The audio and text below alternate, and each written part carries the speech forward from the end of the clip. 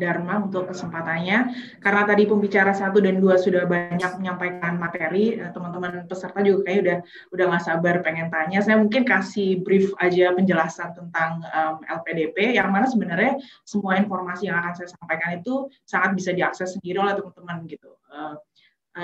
Saya mungkin share screen PowerPoint-nya ya, sebentar. Ya, oke. Ya, oke. So bagian saya adalah menjelaskan tentang beasiswa LPDP karena alhamdulillah kebetulan saya juga awardee dari LPDP.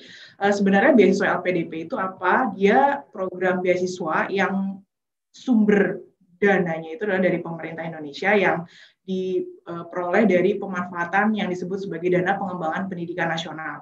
Sebenarnya dana yang ditampung oleh LPDP ini nggak cuma diperuntukkan untuk beasiswa. Kalau teman-teman cek di websitenya lpdp.kemenq.go.id itu ada banyak sekali program yang juga ditawarkan oleh LPDP, termasuk juga untuk biaya pengembangan riset yang bisa dilakukan mungkin oleh teman-teman dosen kalau ada peserta dari teman-teman dosen. Jadi contohnya kalau kayak di Unsud tempat saya mengajar, itu ada beberapa, alhamdulillah ada beberapa teman saya yang berhasil lolos untuk mengajukan riset RISPRO dari LPDP dan dananya sangat besar gitu. Jadi sebenarnya tidak hanya kalau kita kenal LPDP itu kan asumsinya hanya untuk beasiswa, tapi sebenarnya dia banyak sekali gitu dana yang diperuntukkan yang tujuannya adalah sebenarnya untuk pengembangan sumber daya manusia di Indonesia gitu kurang lebih. Tapi karena fokus kita kali ini akan membahas tentang beasiswa LPDP, maka mungkin saya akan lebih banyak ngomongin tentang beasiswa LPDP. Jadi bedanya dengan mungkin materi yang tadi disampaikan oleh Pak Firman atau Mbak Lu tentang Fulbright atau AAS, LPDP ini terbuka untuk beasiswa untuk teman-teman yang niat untuk lanjut kuliah, baik jenjang magister maupun doktoral, baik itu di dalam negeri maupun di luar negeri. Dan ketika di luar negeri pun itu tidak terbatas area geografik ya. Kalau kayak Fulbright itu kan harus di Amerika Serikat, kalau AS harus di Australia.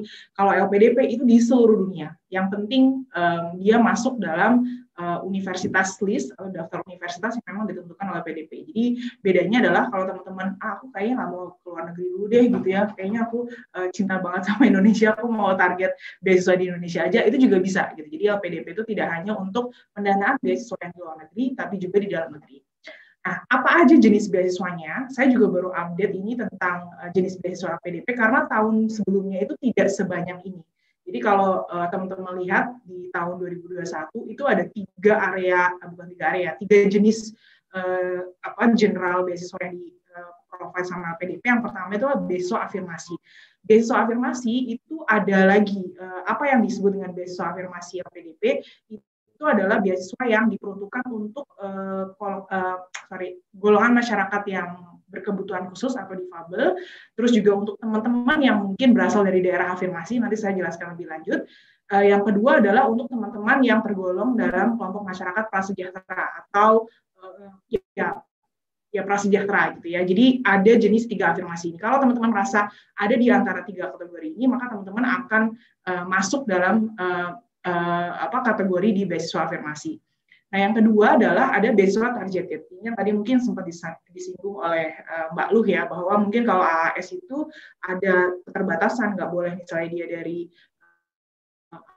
Polri atau TNI. Nah, kalau dari peserta yang sekarang hadir, itu ada yang dia entah PNS dari apapun ya, dari kementerian manapun, atau dia mungkin ada yang suaminya atau istrinya itu anggota TNI atau Polri, dia bisa masuk dalam kategori. Jadi beasiswa targeted itu adalah diperuntukkan untuk masyarakat yang dia punya profesi sebagai PNS, TNI apapun yang angkatan darat, angkatan laut gitu, dan juga Polri. Dan yang baru, ini baru juga tahun kemarin itu belum ada, itu adalah beasiswa targeted untuk kewirausahaan. Nanti saya akan jelaskan lebih lanjut berikutnya.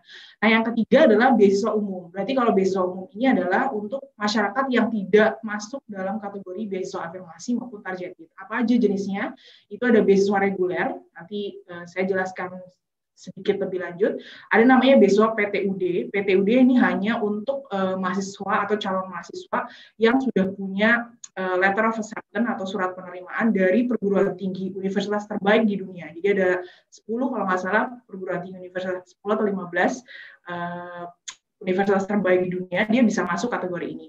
Atau yang baru juga ada namanya beasiswa co-funding. Jadi beasiswa co-funding itu adalah kalau dirasa gitu ya, teman-teman mungkin nanti tahu ya, atau sudah tahu kayak Maudy Ayunda itu adalah salah satu award di LPDP, atau mungkin beberapa artis yang sebenarnya kita lihat, loh kok mereka artis sudah kaya tapi kok tetap dapat beasiswa. Kita nggak tahu dia skemanya apa, cuman kita tahu dia dapat beasiswa apa namanya LPDP. Ada namanya skema namanya co-funding. Jadi kalau co-funding itu adalah mungkin sebagian ada yang ditanggung oleh kita sebagai awardee sendiri gitu, dan sebagian lagi ditanggung oleh LPDP. Jadi kayak sharing pendanaan gitu ya. Saya jelaskan lebih detail sedikit untuk masing-masing jenis beasiswa tersebut. Yang pertama tadi beasiswa afirmasi itu khusus diperuntukkan untuk kelompok masyarakat penyandang disabilitas. Jadi kalau boleh saya cerita dulu pas zaman angkatan saya untuk awardee itu ada kurang lebih 3 orang yang punya kebutuhan khusus gitu ya. Jadi either dia ada tunadaksa gitu ya. Pokoknya yang teman-teman yang berkebutuhan khusus. Nah, waktu zaman saya tahun 2019 itu belum ada skema khusus ini gitu. Jadi mereka masih dicampur adukan tuh, maksudnya masih bareng kegiatannya sama teman-teman yang lain gitu. Nah, alhamdulillah di tahun 2021 LPDP itu makin inklusif gitu ya, jadi makin paham kebutuhan bahwa tiap orang tuh punya kebutuhan yang beda-beda dan mungkin berangkat dari latar belakang yang beda-beda gitu. Jadi kalau teman-teman di beasiswa difabel ini ada syaratnya, bukan syarat, ada hal khusus gitu ya, yang mungkin secara prasyarat, misalnya kan ada surat kesehatan tuh yang harus dilampirkan atau harus diupload ke websitenya LPDP. Nah, untuk yang berkebutuhan khusus maka dia akan beda. Jadi intinya adalah jenis-jenis beasiswa yang disediakan ini adalah untuk mengakomodir teman-teman yang memang punya kondisi yang berbeda-beda. Nah, yang kedua ada daerah afirmasi. Daerah afirmasi itu ada listnya, teman-teman. Jadi teman-teman nanti bisa cek di yang tadi website saya sudah sebutkan, lpdp.kemenq.go.id. Di situ ada list daerah mana saja yang masuk daerah afirmasi LPDP. Gitu. Jadi kalau nggak salah kalau di Sulawesi itu adanya di Sulawesi, bukan Sulawesi Tengah ya, saya lupa ya, Sulawesi Barat. Jadi tidak semua daerah itu kita bisa ngeklaim sendiri, oh saya masuk daerah afirmasi gitu. Enggak, tapi ada list yang memang sudah dibuatkan oleh LPDP. Nah, kemudian ada juga yang beasiswa prasejahtera. Ini diperuntukkan untuk kelompok masyarakat dari keluarga prasejahtera. Tapi bedanya adalah kalau yang tadi difabel atau afirmasi itu teman-teman bisa lanjut untuk S2 dan S3. Kalau yang prasejahtera itu hanya untuk melanjutkan ke studi medis atau S2. Dan itu juga ada syaratnya gitu. Jadi ketiga jenis beasiswa afirmasi ini punya syarat yang beda-beda juga gitu. Yang tujuannya adalah LPDP akan verifikasi apakah teman-teman masuk dalam golongan atau kelompok masyarakat ini gitu. Oke, yang kedua ada beasiswa targeted. Tadi disebutkan bahwa kita tuh punya alokasi khusus juga dari LPDP untuk teman-teman yang punya profesi sebagai PNS, TNI, dan Polri. Nah, agak sedikit beda nih dari tahun 2019 ya, yang waktu itu saya ikuti. Kalau dulu tuh beasiswa targeted itu ada namanya beasiswa BUDI yang diperuntukkan untuk beasiswa unggulan dosen Indonesia. Jadi untuk teman-teman yang berprofesi sebagai dosen. Saya sampaikan ini karena mungkin dari peserta ada kan yang profesinya sebagai dosen atau ada yang rencana mau S3. Dulu tuh ada khusus untuk beasiswa dosen, tapi sekarang itu dilebur masuk dalam kelompok beasiswa targeted PNS, TNI, Polri gitu. Jadi sepertinya tidak ada lagi beasiswa targeted khusus untuk BUDI atau beasiswa unggulan, tapi dia udah masuk dalam targeted untuk PNS, TNI, Polri. Kalau yang dosennya itu dari universitas negeri ya asumsinya, maksudnya yang memang dia punya profesi sebagai PNS gitu. Nah, untuk yang tidak punya atau mungkin berasal dari universitas swasta, mungkin nanti masuk kategorinya adalah di beasiswa yang reguler atau umum gitu ya. Jadi memang agak sedikit beda nih di tahun 2021 karena memang tiap tahun tuh biasanya mereka selalu ada update gitu. Nah, yang baru juga di tahun 2021 itu ada namanya, itu salah ketik ya, itu harusnya nggak ada daerahnya, tapi beasiswa targeted kewirausahaan. Jadi ini diperuntukkan untuk kelompok masyarakat yang khusus punya usaha atau bergerak di bidang kewirausahaan, entrepreneurship, dan dia pengen kuliah di luar negeri. Jadi syaratnya harus yang ke luar negeri dan hanya untuk jenjang magister. Jadi let's say teman-teman ada yang lagi punya inisiasi mau bikin startup gitu ya, terus kayaknya butuh funding, butuh network, butuh apa, kayaknya boleh nih kalau misalnya bisa keluar kuliah ke Amerika. Pokoknya intinya tujuannya luar negeri gitu. Dan teman-teman udah punya usaha gitu. Jadi ada bisnis yang ongoing, ada kewirausahaan yang lagi dijalankan, itu teman-teman bisa apply di skema beasiswa LPDP untuk bidang kewirausahaan ini. Ini juga fitur yang baru, jenis beasiswa yang baru dari LPDP yang tahun sebelumnya itu tidak ditawarkan. Gitu.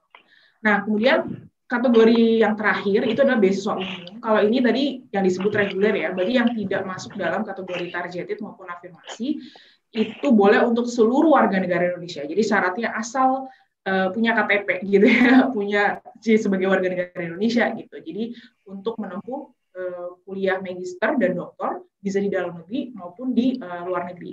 Nah, yang kedua tadi ada PTUD. PTUD ini hanya untuk WNI yang telah memperoleh letter of acceptance atau surat penerimaan dari perguruan tinggi utama dunia gitu. Jadi yang terbaik di dunia. Nah, ada listnya, kalau nggak salah itu ada 15 atau 10.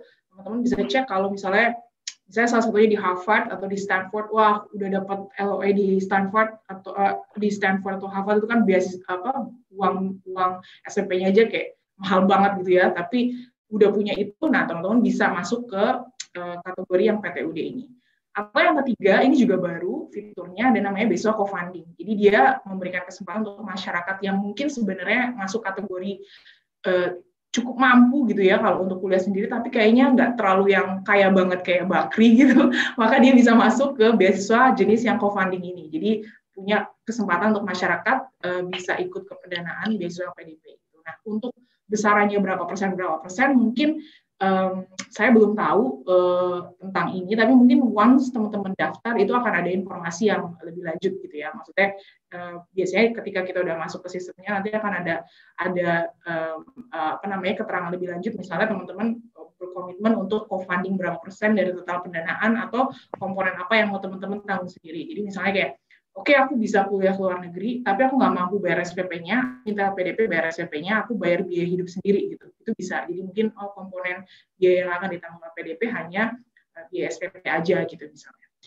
Itu jadi ada 3 jenis beasiswa itu secara umum, ada targeted, ada afirmasi, sama beasiswa umum. Nah, sekarang ke tahapan seleksinya. Tahapan seleksinya LPDP itu agak riuh ya sebenarnya. Kalau boleh jujur tuh agak riuh gitu, karena dokumen itu kayak banyak banget dari awal. Itu tahap administrasi itu dokumennya udah banyak banget gitu ya. Saya nggak list di sini karena banyak banget, jadi teman-teman nanti bisa cek sendiri ke websitenya. Tapi nanti saya share deh sedikit ya, maksudnya apa strategi, apa yang mungkin kita bisa lakukan untuk biar kita bisa lolos tahap administrasi. Yang kedua, kalau udah lolos tahap administrasi, itu kita masuk ke substansi akademik dan kebangsaan. Jadi kalau teman-teman di sini ada yang kemarin itu ikut tes PNS, ini kurang lebih hampir sama gitu ya. Jadi kayak, aduh kok belajar TPA lagi gitu ya, terus belajar hitung-hitungan lagi gitu ya, itu usaha banget deh gitu.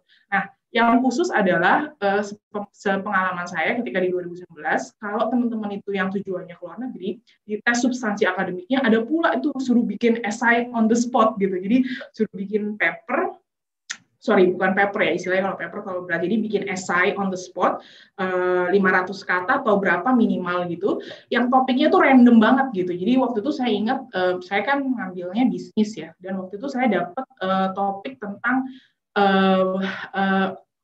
pokoknya bukan yang berkaitan sama bisnis gitu, jadi topik tentang hukum dan HAM gitu.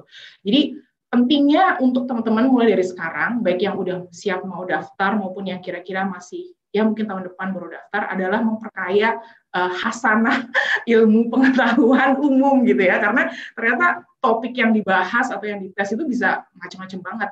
Dan yang baru itu juga ada namanya tes kebangsaan gitu. Kalau dulu tahun 2019 saya tes, itu tes kebangsaan itu masuknya ke wawancara. Kalau sekarang itu dia ada lagi. Jadi kurang lebih hampir sama kayak tes PNS gitu kali ya. Jadi ada substansi akademik sama ada kebangsaan. Nah, kalau ini udah lolos, baru masuk ke tahap wawancara.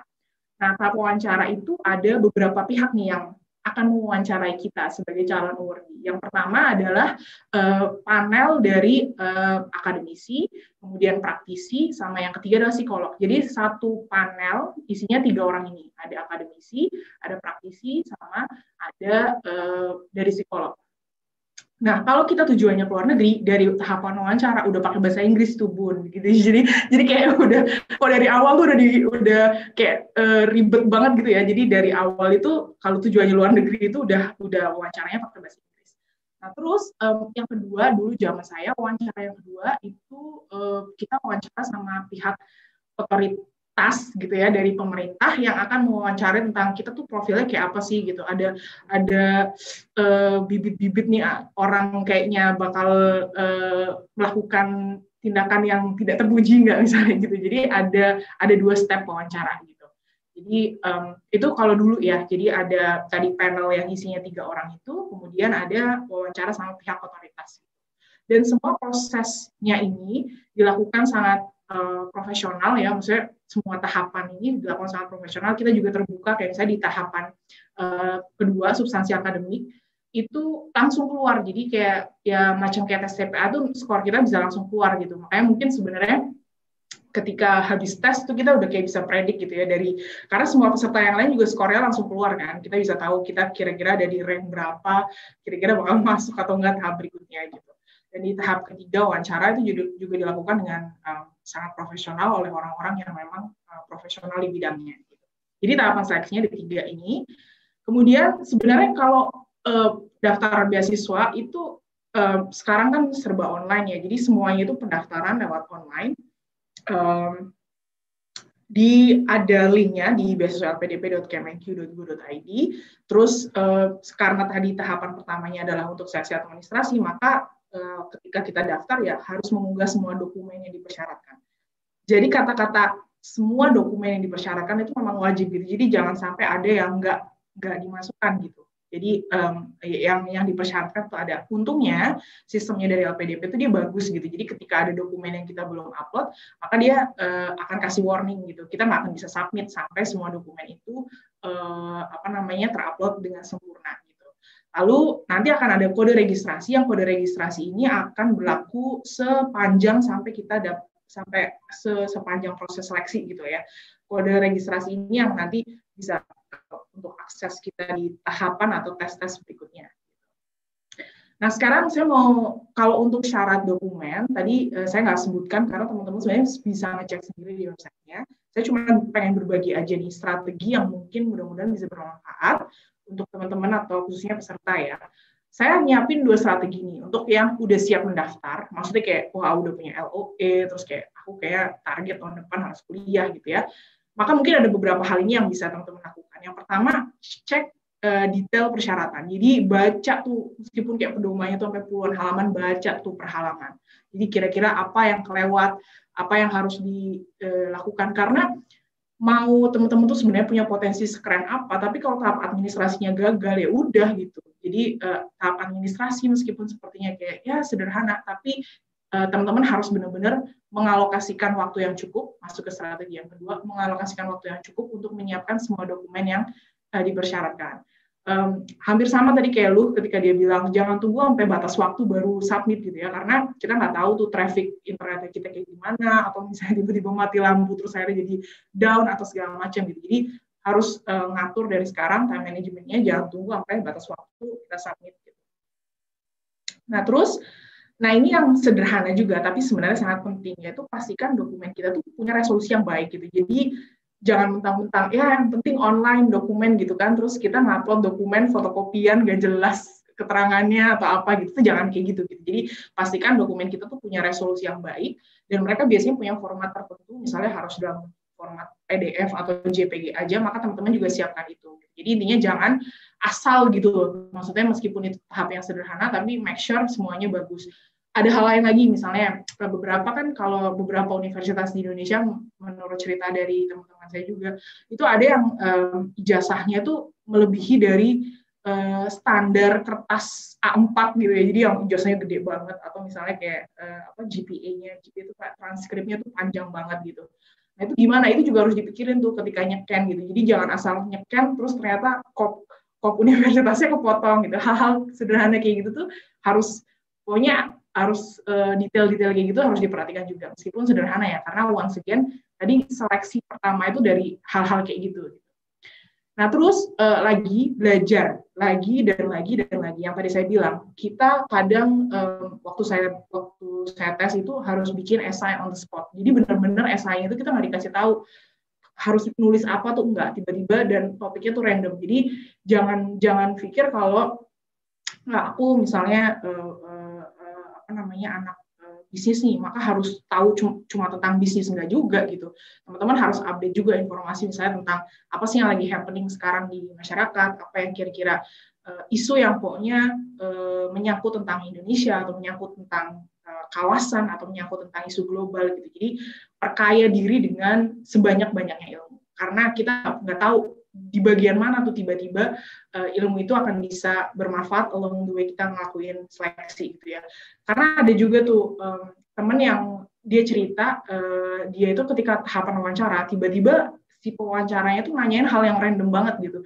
Jadi bukan ditanyain tentang risetnya dia, bukan ditanyain tentang akademik atau pendidikan dan sebagainya. Dia tiba-tiba ditanya tentang kamu tahu musik ini enggak gitu. Ya enggak, terserah dia ya. Maksudnya itu mungkin sebenarnya mungkin pewawancara udah ngerasa oh ini kualifikasinya udah bagus dan segala macam, tiba-tiba pengen tahu aja nih anak asik atau enggak misalnya gitu. Atau pandangan seperti apa sih yang dia punya, ilmu pengetahuan umum seperti apa yang dia punya gitu. Jadi jangan lelah untuk kayak belajar lagi dan lagi. Nah, terus latihan ini khusus untuk tadi yang tahapan 2 dan tahapan 3. Saya masuk jadi pegawai negeri sipil itu tahun 2014. Jadi ketika 2019 itu mau tes, itu saya harus belajar lagi tuh, kayak memfamiliarkan diri dengan soal-soal TPA tuh kayak mana lagi sih gitu ya, atau strategi-strateginya untuk ngerjain TPA tuh kayak gimana gitu. Apalagi teman-teman yang mungkin udah jadi PNS 10 tahun yang lalu gitu kan, mungkin nggak ada pula tuh tes TPA gitu kan, tiba-tiba sekarang harus belajar, jadi ada latihan. Terus ketika wawancara itu juga bagus juga untuk latihan gitu. Jadi kalau dulu saya sparing latihan wawancara sama suami saya gitu. Jadi kira-kira bakal dia nanya apa, terus saya jawab apa gitu. Jadi perlu latihan seperti itu supaya nanti kita kayak ada gambaran, oh kayaknya kalau wawancara nanya kayak gini, saya harus responnya seperti apa dan seterusnya. Nah, terus tips yang terakhir, ini sebenarnya berlaku untuk nanti strategi yang bahkan teman-teman yang belum siap mendaftar, itu adalah, dan ini kayaknya buat saya sih pengaruhnya sangat besar ya, which is itu berdoa dan lakukan amalan-amalan baik. Jadi kenapa saya menulis ini sebagai strategi? Saya tuh pernah sharing sama salah satu teman saya yang kebetulan dia udah kuliah duluan di Belanda, terus waktu saya bilang, oh saya udah masuk seleksi tahap 2 dan udah masuk seleksi wawancara, saya nanya sama dia, sharing dong apa nih strateginya atau apa ya yang harus dilakukan, dan dia sharing ini dan itu saya ingat sampai sekarang. Jadi dia bilang dia nggak kasih saya strategi, oh kamu harus belajar ini, oh kamu harus latihan wawancara, oh kamu harus ini, enggak, tapi dia cuma nulis kayak gini, perbuat baik, nyenengin ibu, dia bilang gitu. Jadi di WA-nya dia tulis nyenengin ibu, nyenengin orang tua, terus kasih sedekah yang banyak. Dia nulis itu 2 itu aja dan pakai tanda emoticon senyum gitu ya. Terus itu tuh langsung kena banget gitu di saya. Oh iya, kita tuh kadang suka lupa bahwa kita berasa wah kita hebat, mampu bisa melakukan hal dengan kemampuan yang kita punya. Tapi banyak juga loh faktor X yang ternyata nggak bisa kita nggak tahu gitu ya, dan mungkin faktor X itu punya peranan yang sangat besar. Jadi lakukan amalan-amalan baik, karena kalaupun amalan apapun lah ya yang baik, kita bantu orang, kita bantu teman kita, atau apapun yang menurut teman-teman itu masuk kategori amalan baik, itu kan sifatnya lebih general. Itu strategi untuk yang udah siap mendaftar. Nah kalau yang buat belum siap daftar nih, jadi kayak aku ikut seminar ini biar bisa dapat gambaran aja, mungkin aku baru daftarnya tahun depan, maka kurang lebih ya hampir sama ya, cek detail persyaratan, dan itu biasanya dia harus update tiap tahun karena mungkin ada syarat yang berbeda lagi dan berbeda lagi. Nah kemudian siapkan persyaratan dokumen dengan baik gitu. Jadi kan ada beberapa pilihan tes bahasa Inggris ya, ada IELTS, ada TOEFL dan lain sebagainya. Pilih yang kira-kira kayak IELTS itu tesnya lebih mahal biayanya gitu ya. Oh ya, kredit juga berbeda dengan Fulbright dan AS yang tes bahasa Inggrisnya itu disediakan oleh Fulbright dan AS. Kalau LPDP itu kita harus nyediain sendiri gitu. Jadi agak lumayan costly juga kalau untuk LPDP karena persyaratan-persyaratan tadi itu harus kita upayakan sendiri gitu ya. Jadi misalnya kayak IELTS itu kan bayarnya mahal ya. Kalau nggak salah tuh sekitaran 2 juta sampai 3 juta untuk tesnya, tapi kelebihannya adalah dia diterima hampir di seluruh dunia gitu. Dan dia punya masa tenggat waktu yang lumayan panjang, yaitu 2 tahun. Jadi misalnya pun tahun ini tidak digunakan, bisa digunakan di tahun yang akan datang. Tapi karena juga mahal, maka teman-teman harus prepare dengan baik gimana caranya biar paling nggak dapetin skor minimal yang memang disyaratkan oleh universitas yang dituju atau disyaratkan oleh LPDP. Gitu. Kemudian surat rekomendasi. Nah, ini juga penting juga untuk teman-teman mulai dari sekarang yang kira-kira baru punya ide untuk daftar tahun depan, untuk mulai japri lagi mumpung masih ada suasana lebaran gitu ya, japri lagi ke dosen pembimbing gitu. Jadi jangan tiba-tiba ngejapri dosen pembimbing cuma karena Pak, Bu minta surat rekomendasi dong, mau daftar LPDP, nah jangan gitu. Jadi dari sekarang udah mulai jaga hubungan baik gitu biar kita dapetin nanti gampang gitu. Nah, surat rekomendasi ini penting nggak penting, maksudnya bukan penting nggak penting ya, banyak yang kayak udah deh nanti formatnya kan banyak banget tuh di internet gitu, nanti comot aja salah satu dari situ. Saran saya jangan lakukan itu ya, karena surat rekomendasi yang sifatnya lebih personal itu lebih bagus gitu. Jadi misalnya menggunakan kata aku mengenal siapa gitu, misalnya yang nulis rekomendasi itu, saya mengenal dia sebagai ini. Jadi menggunakan kata personal itu akan lebih bagus dan lebih kuat gitu. Nah terus beberapa hal atau mitos lain terkait rekomendasi, makin tinggi profilnya si pemberi rekomendasi maka makin bagus, itu enggak juga, karena sebenarnya rekomendasi yang baik itu adalah yang diberikan oleh orang yang benar-benar mengenal kita. Jadi kenapa kalau di akademik itu asumsinya adalah rekomendasi diberikan oleh dosen pembimbing, karena memang asumsinya dosen pembimbing itu adalah yang paling mengenal kita dibandingkan dengan dosen-dosen yang lain gitu. Dan juga dokumen-dokumen yang lain itu dipersiapkan dengan baik. Ada surat kesehatan dulu, ada surat bebas TBC, TBC kalau keluar negeri dulu gitu. Itu juga harus dipersiapkan dengan baik gitu. Nah, terus yang sekarang juga belum dapat LOE, belum tahu mau kuliah kemana, mulai dari sekarang list deh atau googling universitas-universitas web. Dan saran saya, karena universitas itu kan banyak banget, tapi kalau teman-teman secara spesifik mau target LPDP, maka dari sekarang nge-list universitas-universitas tujuan itu sesuai dengan list yang ada di LPDP. Gitu. Jadi tidak semua universitas di dunia itu akomodir oleh LPDP. Jadi kalau sekarang belum tahu mau kemana, carilah di website LPDP, di situ ada list perguruan tinggi dunia atau dalam negeri yang masuk listnya LPDP. Nah, ambil dari situ aja, biar nanti ketika pun dapat LOE dari situ itu nggak bingung lagi gitu ya. Karena ada beberapa teman saya yang sebelumnya tuh udah dapat LOE, tapi dari universitas lain yang ternyata nggak masuk daftar LPDP, jadi dia nggak bisa daftar LPDP gitu. Jadi bisa ngambil dari listnya LPDP gitu. Dan tentu, of course, berdoa lagi dan lakukan amalan-amalan baik dari sekarang gitu ya. Siapa tahu jadi nanti akumulasi amalan baik itu jadi mempermudah kita dalam melakukan seleksi beasiswa gitu. Nah, yang beda dari LPDP adalah yang pertama tadi udah saya sebutkan, dia mencakup universitas baik di dalam maupun di luar negeri. Di dalam negeri itu juga tidak semua universitas, jadi hanya universitas tertentu yang masuk list LPDP. Maka teman-teman jangan, saya nggak pernah berhenti untuk capek ngingetin, cek websitenya, karena di situ informasinya semuanya lengkap ada di situ. Terus yang kedua, universitas tujuan itu hanya yang masuk listnya LPDP. Jadi sekali lagi tidak semua universitas, tapi hanya yang masuk listnya LPDP. Kalau di dalam negeri itu biasanya universitas yang punya sudah terakreditasi A. Kalau di luar negeri itu biasanya yang masuk 200 top dunia gitu. Nah, kemudian untuk teman-teman yang sudah berkeluarga dan mau lanjut S3, itu ada tunjangan keluarga yang nantinya akan diberikan. Tapi tunjangan keluarga ini hanya diberikan untuk... Ya, ternyata ada iklan, saudara-saudara. Jadi tunjangan keluarga itu diberikan untuk teman-teman yang ngambil bukan mata kuliah, ngambil tingkatan jenjang untuk khusus doktor, dan itu diberikan setelah 1 tahun.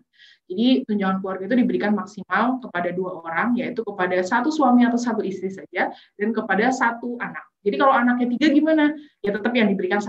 Jadi maksimal oleh 2 anggota keluarga. Besarannya berapa? Itu sebesar 25% untuk masing-masing ya.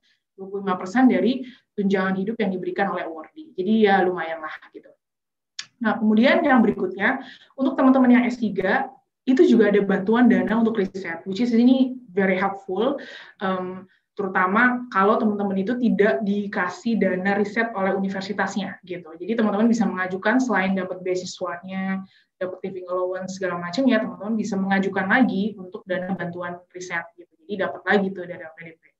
Nah, terus di LPDP itu juga ada kebijakan, beda negara atau beda kota itu akan beda dana living allowance. Jadi kayak misalnya saya sekarang tinggal di Australia Barat, itu beda sama teman-teman yang tinggal di Sydney atau di Melbourne, yang asumsinya mereka punya biaya hidup yang lebih tinggi.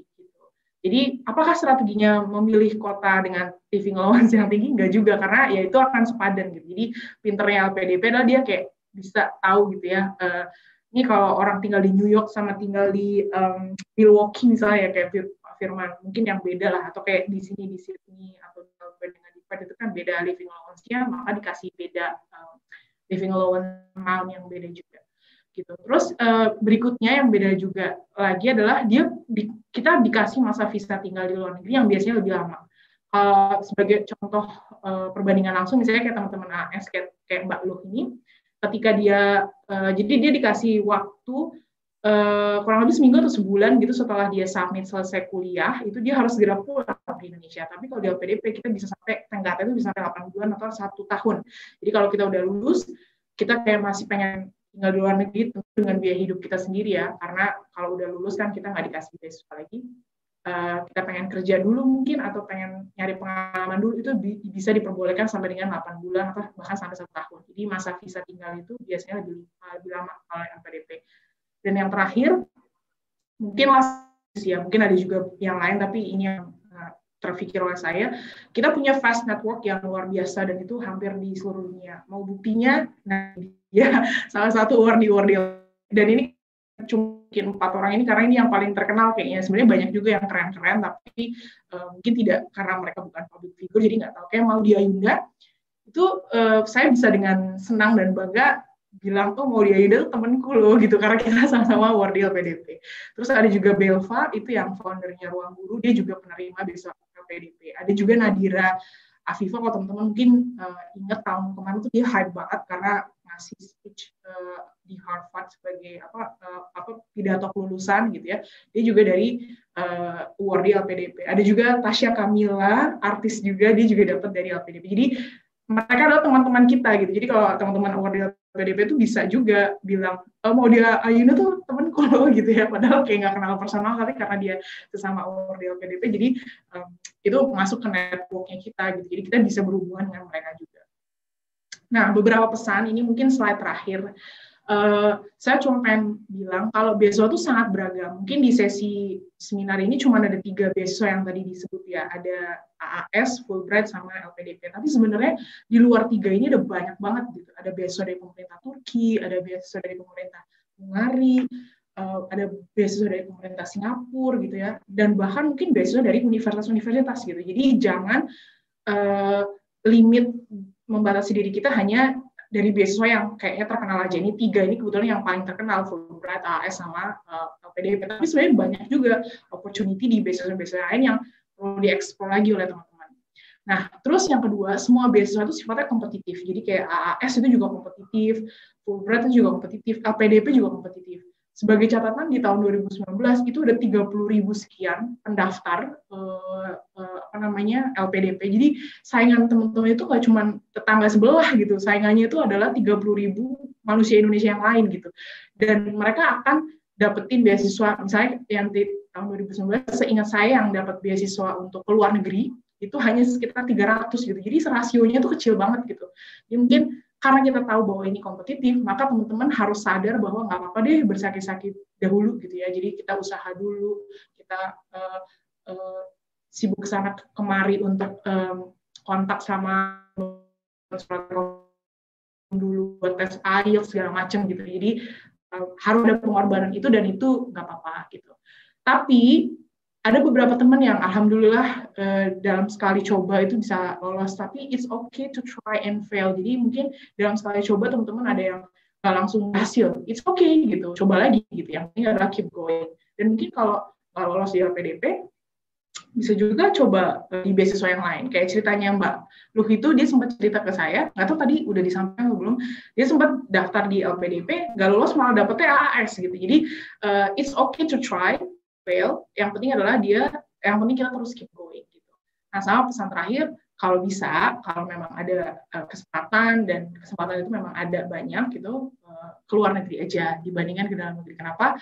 Karena pengalamannya, kisah hidupnya gitu ya, susahnya itu dan apa namanya, yang penting adalah pengalaman hidupnya. Kalau ilmu saya yakin di dalam negeri itu juga banyak, universitas di dalam negeri juga bagus-bagus.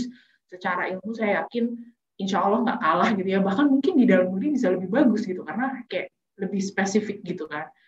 Tapi yang nggak didapetin oleh teman-teman yang kuliah di dalam negeri, as opposed to yang ke luar negeri adalah mungkin cerita hidup, pengalaman hidup yang itu bisa kita ceritain ke anak cucu kita nanti gitu atau ke teman-teman kita gitu.